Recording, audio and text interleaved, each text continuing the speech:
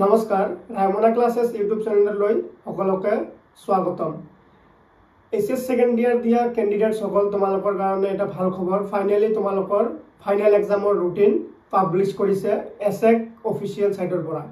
So students তোমালোকে ভিডিঅ'টি শেষলৈকে চাই থাকিবা। এইটো ভিডিঅ'ত মই তোমালোকক কেনেকৈ তোমালোকে ৰুটিনখন ডাউনলোড কৰিব পাৰিবা সেইটো বস্তু তোমালোকক দেখাই দিম আৰু আমি আলোচনা কৰিম কোন তাৰিখে তোমালোকৰ কি কি এক্সাম হ'ব আৰু তোমালোকে ৰুটিনৰ শেষত কিছুমান নীতি নিয়ম লিখা থাকে কি কি ৰুলছ আছে কেনেকৈ যাব লাগিব এক্সামত গোটেইখিনি কিবা যদি ৰুলছ আছে আমি গোটেইখিনি আলোচনা কৰিম ভিডিঅ'টিত। সো এতিয়া মই তোমালোকক দেখাই দিম তোমালোকে কেনেকৈ ৰুটিনখন ডাউনলোড কৰিব পাৰিবা। তোমালোকে গুগলত সাৰ্চ কৰিবা এছেক বুলি সাৰ্চ কৰিবা। এছেক সাৰ্চ কৰাৰ পিছত তোমালোকে দেখা পাবা এনেকৈ এছেক সাৰ্চ কৰিলে এক্সামিনেশ্যন নোটিছ এণ্ড ফৰ্ম এনেকৈ আহিব। এইটো তোমালোকে ক্লিক কৰিবা। এইটো ক্লিক কৰাৰ পিছত তোমালোকে ওপৰত চাবা একেবাৰে তোমালোকে ওপৰত নিশ্চয় দেখা পাইছা এইচএছ ফাইনেল ইয়াৰ এক্সামিনেশ্যন প্ৰগ্ৰাম 2026 আৰু ইয়াত দেখা পাইছা নিউ বুলি দেখাই আছে। এইটোত তোমালোকে ক্লিক কৰিব লাগিব। ইয়াত ক্লিক কৰিলে তোমালোকে চাব পাৰিছা তোমালোকৰ ৰুটিনখন ওপেন হৈছে। সো ইয়াত আমি এতিয়া আলোচনা কৰিম ৰুটিনখনত কোন এক্সাম কেতিয়া আছে প্ৰথম এক্সাম কেই তাৰিখৰ পৰা আৰম্ভ হ'ব গোটেইখিনি বস্তু এতিয়া আমি আলোচনা কৰিম আৰু তোমালোকে শেষত দেখা পাইছা বহুতো কেইটা ইম্পৰ্টেণ্ট বুলি লিখা আছে অৰ্থাৎ 1ৰ পৰা 10টা মান নীতি নিয়ম আছে বা ৰুলছ আছে। কি কি ৰুলছ আছে মই তোমালোকক জনাম, তোমালোকে শেষলৈ চাই থাকিবা কাৰণ তোমালোকে কেনেকৈ এক্সামত যাব লাগিব কিমান টাইম আগত তোমালোকে ৰিপৰ্টিং কৰিব লাগিব লগত কি কি বস্তু ল'ব লাগিব কিবা নিয়ম চেঞ্জ হৈছে নেকি গোটেইখিনি বস্তু তোমালোকক মই দেখাই দিম। এইখন হ'ল তোমালোকৰ ৰুটিন আৰু ইয়াৰ তোমালোকে প্ৰথমতে আছে ডে এণ্ড ডেট, তাৰপিছত দিয়া আছে শিফ্ট মৰ্নিং শিফ্ট আৰু আফটাৰনুন শিফ্ট অৰ্থাৎ তোমালোকৰ 2 বেলা পৰীক্ষা হ'ব। ইয়াত তোমালোকে দেখা পাইছা হায়াৰ ছেকেণ্ডাৰী ফাইনেল এক্সামিনেশ্যন 2026। এতিয়া আমি দেখিম তোমালোকৰ এক্সাম কেই তাৰিখৰ পৰা আৰম্ভ হ'ব। ৱেডনেছডে 11 ফেব্ৰুৱাৰী তাৰিখৰ পৰা তোমালোকৰ পৰীক্ষা আৰম্ভ হ'ব আৰু প্ৰথম পৰীক্ষাত কি হ'ব তোমালোকৰ ইংলিছ পৰীক্ষা হ'ব। 1:30 বজাৰ পৰা আৰম্ভ কৰি 4:30 বজালৈ তোমালোকৰ পৰীক্ষাটো চলি থাকিব আৰু মৰ্নিঙত পৰীক্ষা আৰম্ভ হ'লে তোমালোকৰ 9টাৰ পৰা 12টা বজালৈ পৰীক্ষা হ'ব। ঠিক সেনেকৈ তোমালোকৰ 12 তাৰিখত পৰীক্ষা আছে ইভিনিঙত স্বদেশ অধ্যয়ন আছে। তাৰপিছত তোমালোকৰ নেক্সট 14 ফেব্ৰুৱাৰীত তোমালোকৰ পৰীক্ষা আছে মডাৰ্ণ ইণ্ডিয়ান লেংগুৱেজ অথবা অল্টাৰনেটিভ ইংলিছ।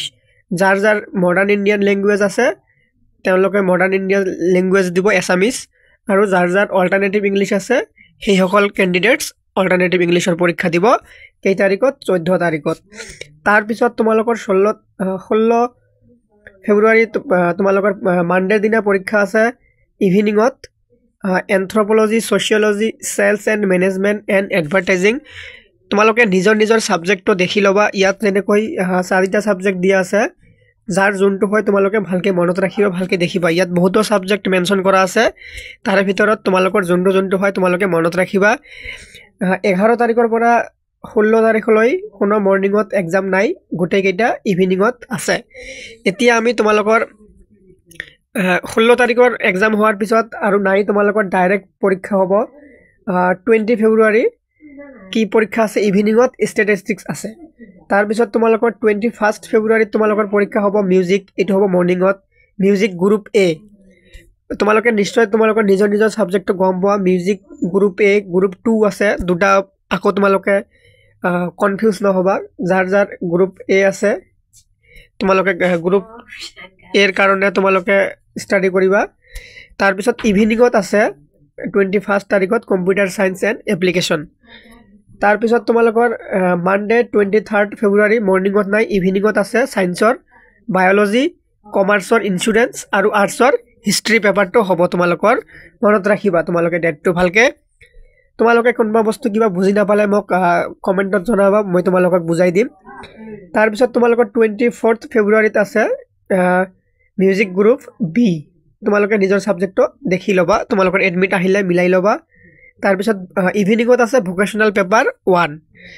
তাৰ পিছত তোমালোকৰ নেক্সট আছে 25 ফেব্ৰুৱাৰী মৰ্নিঙত কোনো এক্সাম নাই আৰু ইভিনিঙত আছে টাই লেংগুৱেজ তাৰ পিছত তোমালোকৰ 26 ফেব্ৰুৱাৰী মৰ্নিঙত একো সাবজেক্ট নাই আৰু ইভিনিঙত আছে বিহু ঠিক আছে নেক্সট তোমালোকৰ 27ত মৰ্নিঙত কাৰো নাই আৰু ইভিনিঙত আছে সায়েন্সৰ ম্যাথমেটিক্স তাৰ পিছত তোমালোকৰ 28 ফেব্ৰুৱাৰী মিউজিক গ্ৰুপ সি হ'ব আৰু ইভিনিঙত হ'ব কি NSQF সাবজেক্টস তাৰ পিছত তোমালোকৰ 5 মাৰ্চ 28ৰ পিছত একেবাৰে তোমালোকৰ পৰীক্ষা হ'ব 5th মাৰ্চ আৰু মৰ্নিঙত একো এক্সাম নাই ইভিনিঙত আছে সায়েন্সৰ ফিজিক্স কমাৰ্চৰ একাউন্টেন্সি আৰু আৰ্টছৰ এডুকেশ্যন ঠিক আছে তাৰ পিছত তোমালোকৰ 6th অফ মাৰ্চত আছে ভোকেশনাল পেপাৰ 2 মৰ্নিং শিফটত হ'ব আৰু ইভিনিঙত হ'ব community science earlier home science যাক কোৱা হয় আৰু তোমালোকৰ 7th অফ মাৰ্চত তোমালোকৰ মৰ্নিঙত কোনো এক্সাম নাই 7th of March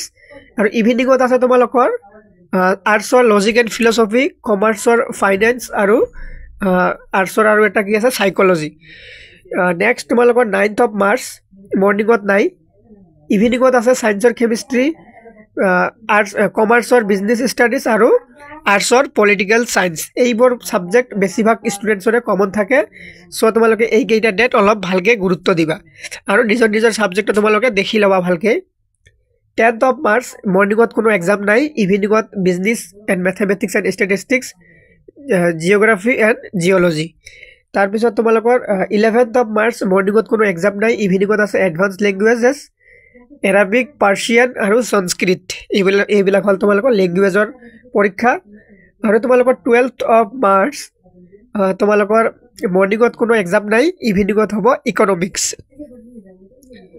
Friday 13th of March মৰ্নিঙত কোনো এক্সাম নাই ইভিনিঙত আছে মাল্টিমিডিয়া এণ্ড ৱেব টেকনলজি তাৰ পিছত নেক্সট আছে তোমালোকৰ 14th অফ মাৰ্চ মৰ্নিঙত কোনো এক্সাম নাই ইভিনিঙত আছে fine arts economics geography and biotechnology Monday 16th of March মৰ্নিঙত আছে তোমালোকৰ এণ্টাৰপ্ৰিনিয়ৰশ্বিপ ডেভেলপমেণ্ট এণ্ড ইভিনিঙত আছে তোমালোকৰ এডভান্স সংস্কৃত তোমালোকৰ 11 ফেব্ৰুৱাৰীৰ পৰা আৰম্ভ হ'ব আৰু 16 মাৰ্চত তোমালোকৰ পৰীক্ষা শেষ হ'ব এতিয়া তোমালোকে সাবজেক্ট আৰু ডেটটো তোমালোকে গম পালা এতিয়া আমি সাম কিছুমান ৰুলছ ইম্পৰ্টেণ্ট বুলি কৈ দিছে তাৰমানে এইটো তোমালোকৰ কাৰণে কি হ'ব ইম্পৰ্টেণ্ট হ'ব সো এক নম্বৰত কি দিছে examination timing morning shift from 9 AM to 11 AM and afternoon shift 1:30 PM to 3:30 PM ঠিক আছে এটো হল তোমালোকৰ এক্সামৰ টাইম দ্বিতীয় নম্বৰত দিছে কি MIL বা মডাৰ্ন ইণ্ডিয়ান ল্যাঙ্গুৱেজ কি আছে আসামিজ বেঙ্গলী বড়ো গাৰো খামাৰ হিন্দী খাসী মণিপুৰী মিজো নেপালী উৰ্দু এণ্ড কাৰ্বি 3 নম্বৰ দি আছে advance language include advance Assamese advance Bengali advance Bodo advance Hindi and advance Manipuri এইবাৰ হ'ব কি এডভান্স ল্যাঙ্গুৱেজ 4 নম্বৰ দি আছে music group A include Hindustani vocal Kathak dance tabla violin sitar এইবাৰ হ'ব কি গ্ৰুপ এ গ্ৰুপ বি থাকিব Sattriya vocal music Borgeet Sattriya dance আৰু খোল গ্ৰুপ সি থাকিব Assamese folk music Assamese folk dance theory paper will common for both subject but practical paper will be different next কি দিছে তোমালোকৰ 7 নম্বৰত vocational papers include paper 1 and 2 vocational subject এইবাৰ হত তোমালোকে নিজৰ সাবজেক্টটো দেখি লবা 8 নম্বৰত দি আছে NSQF সাবজেক্ট ইনক্লুডস এইবাৰ হল তোমালোকৰ NSQF সাবজেক্ট নিজৰ সাবজেক্ট তোমালোকে দেখি লবা 9 নম্বৰত দি আছে 10 minutes extra time is allowed for 8:50 AM to 9 AM in the morning shift and 12:20 PM to 1:30 PM in afternoon shift to read the question paper only. The officer in charge will arrange to distribute question papers accordingly.